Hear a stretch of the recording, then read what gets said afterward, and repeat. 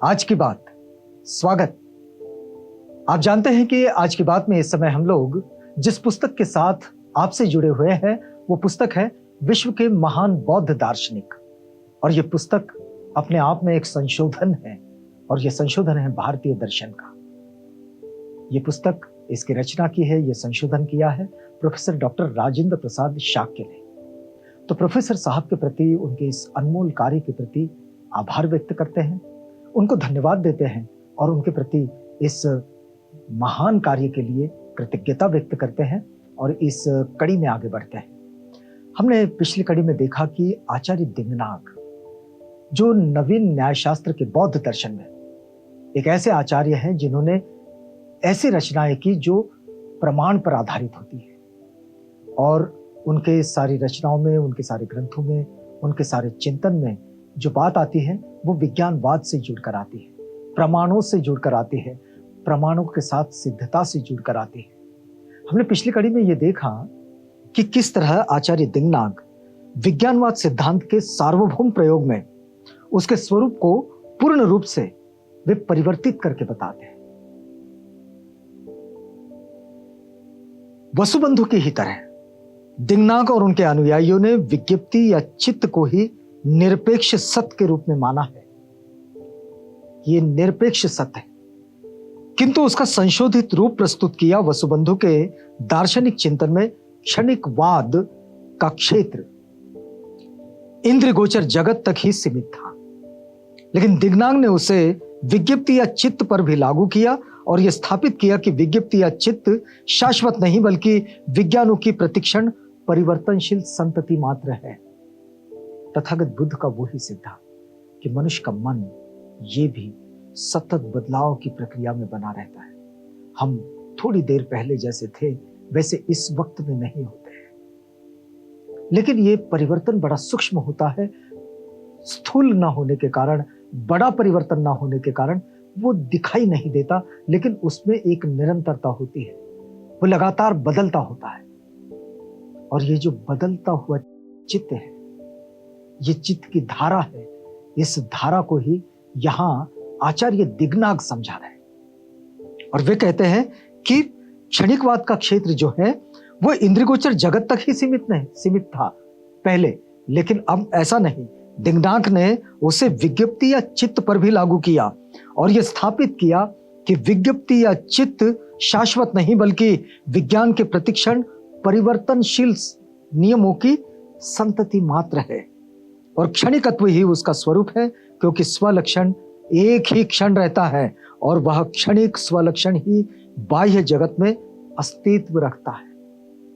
वो जो क्षणिक स्वलक्षण है जो दिखाई दे देता है, बस वो उसी का अस्तित्व मात्र रहता है। लेकिन ये एक धारा है परिवर्तन की जो सतत निरंतर बदलती रहती है। परमार्थ सत्य है, स्वलक्षण अलौकिक तत्व है जो प्रतिक्षण परिवर्तनशील होता है। उन्होंने विज्ञप्ति को, यानी कि दिंगनाग ने विज्ञप्ति को बौद्ध दर्शन के मूलभूत सिद्धांत सर्व क्षणिकम या सत्य तत्क्षणिकम में सुसंबद्ध किया। दिंगनाग के अनुसार बाह्य वस्तुओं का सार या अस्तित्व नहीं है, वे प्रत्यय मात्र है। बाह्य वस्तुएं जो है उनका सार या अस्तित्व नहीं है, वे प्रत्यय मात्र है। बाह्य वस्तुएं कुर्सी, मेज, गेंद आदि के रूप में केवल अवभासित होती है। इन बाह्य वस्तुओं के अस्तित्व का खंडन करने हेतु वे तर्क देते हैं कि वस्तुओं के विषय में दो ही प्रकार से सोचा जा सकता है। आचार्य दिंगनाग का तर्क है कि वस्तुओं के विषय में दो ही प्रकार से सोचा जा सकता है, या तो वे अनुरूप है या अणुओं के संघात रूप में है। या तो वे अणुओं के रूप में है, अनुरूप है, या तो फिर अणुओं के संघात के रूप में है। अणु रूप में उसके आकार संबंधी ज्ञान हेतु लंबाई, चौड़ाई, मोटाई कुछ भी नहीं है, यदि बात अणुओं के संघात पर भी लागू होती है, क्योंकि वे अणुओं से ही निर्मित है। किंतु बाह्य वस्तुओं की लंबाई, चौड़ाई, मोटाई है, वे द्रष्टव्य हैं, अतः वे अणुओं से निर्मित नहीं हो सकती, वो भौतिक पदार्थ है। दिंगनाग आगे कहते हैं, आगे उनकी बात यह है कि ज्ञान के केवल दो ही साधन मात्र है, प्रत्यक्ष एवं अनुमान। किसी भी चीज को अगर जानना है, समझना है, तो या तो प्रत्यक्ष रूप में दिखाई दे या फिर उसके विषय में अनुमान किया जाए। यदि कोई बाह्य वस्तु है तो उसे संवेदन या प्रतिमा का विषय होना चाहिए, किंतु अणु रूप में हमें किसी भी प्रकार का संवेदन नहीं होता है और न ही हमारे मन में उसकी कोई प्रतिमा या आकृति बनती है। इसलिए अणुरूप एवं अणुरूप का संघात रूप ये वस्तुएं आकाश कुसुम की भांति असत है। उनके अनुसार परमार्थ वो है जो कार्य उत्पादन में सक्षम। बड़ी गंभीर बात यहां आचार्य दिग्नाग बता रहे हैं। वे कहते हैं कि परमार्थ वो है जो कार्य उत्पादन में सक्षम हो। किसी नित्य वस्तु से कार्य की उत्पत्ति नहीं हो सकती, क्योंकि उत्पत्ति का अर्थ है परिवर्तन। अतः शाश्वत लक्षणा विज्ञप्ति मात्रता परमार्थ नहीं हो सकती, वस्तुतः वह क्षणिक है। ये जो क्षणिकता की बात है, क्षणिकवाद की बात है, आचार्य दिग्नाग ने अपने चिंतन में इसे बड़ी सूक्ष्मता से रखा है। आचार्य दिग्नाग कहते हैं कि स्वलक्षण ही परमार्थ सत्य है। यह देश काल स्वभाव आदि बुद्धि की कोटियों से भिन्न है। जिन गुणों की हम इसमें कल्पना करते हैं वे मानव बुद्धि द्वारा आरोपित है और बुद्धि द्वारा इसका निरूपण संभव नहीं। किंतु इसका अर्थ यह नहीं कि यह अदृश्य एवं अज्ञेय है। यह प्रत्यक्ष गोचर है और निर्विकल्प प्रत्यक्ष की अवस्था में ज्ञानेंद्रियों द्वारा उनका साक्षात्कार किया जा सकता है तथा परिणाम को देखकर इनके अस्तित्व का अनुमान लगा सकते हैं। चीजें भौतिक रूप में दिखाई नहीं देती, हवा को नहीं देख सकते, लेकिन अनुमान तो लगाया जा सकता है कि यह हवा है। तो प्रमाण प्रत्यक्ष रूप में या फिर अनुमान, इन दो चीजों के साथ इसके सूक्ष्मता को बड़ी ही गंभीरता के साथ आचार्य दिग्नाग अपने नवीन न्याय शास्त्र में यानी कि उनके प्रमाण समुच्चय में इस बात को रखते हैं। अब देखिए कि अगर स्वतंत्र विज्ञानवाद की संकल्पना में दिग्नाग ने क्या कहा है, तो स्वतंत्र विज्ञानवाद की संकल्पना में दिग्नाग ने शून्यवाद के बाह्य और आंतर दोनों ही तत्वों का निषेध किया है। ये शून्यवाद का समर्थन ऐसे नहीं करते हैं। शून्यवाद में जो बाह्य और आंतर दोनों तत्व जो बताए गए हैं उन तत्वों का वे निषेध करते हैं।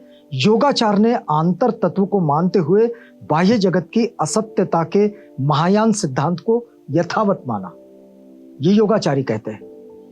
किंतु दिग्नाग ने प्राचीन बौद्ध धर्म के अनुसार बाह्य वस्तु या धर्मों अर्थात स्वलक्षणों को सत्य माना, परंतु फिर भी बाह्य दृश्यमान जगत को सामान्य लक्षण रूप मानकर उसकी दृश्यमान रूप से बाह्य वस्तु सत्ता को निषेध किया है। और इसलिए स्वलक्षण रूप बाह्य सत्ता मानने के कारण दिग्नाग संप्रदाय को स्वतंत्र विज्ञानवादी संप्रदाय कहा जाता है। तो ये जो अंतर है इसमें, तो इस अंतर को समझते हैं यदि हम, तो ये बात हमारे ध्यान में आ जाती है कि हाँ, आचार्य दिग्नाग जिसे स्वतंत्र विज्ञानवाद के रूप में रखते हैं वो क्या है। तो इतना एक सूक्ष्म अध्ययन और उसका विश्लेषण आचार्य दिग्नाग ने अपने चिंतन में रखा है। स्वलक्षण के अस्तित्व को सिद्ध करते समय दिग्नाग ने आलंबन परीक्षा में जो तर्क दिए हैं उन्हें दिग्नाग ने नए रूप में प्रस्तुत किया। क्षणिक और अर्थ क्रियाकारी कहने के अतिरिक्त विज्ञप्ति मात्रता के स्वरूप के संबंध में उन्होंने कोई नई बात नहीं कही।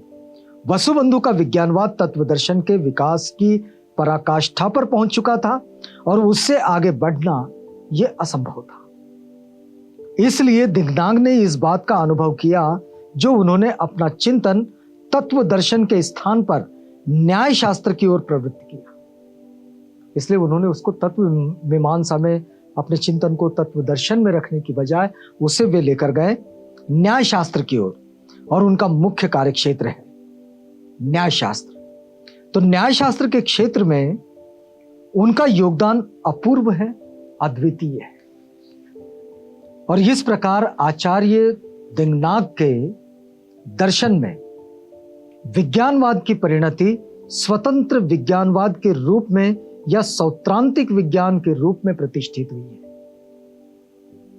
तो इसलिए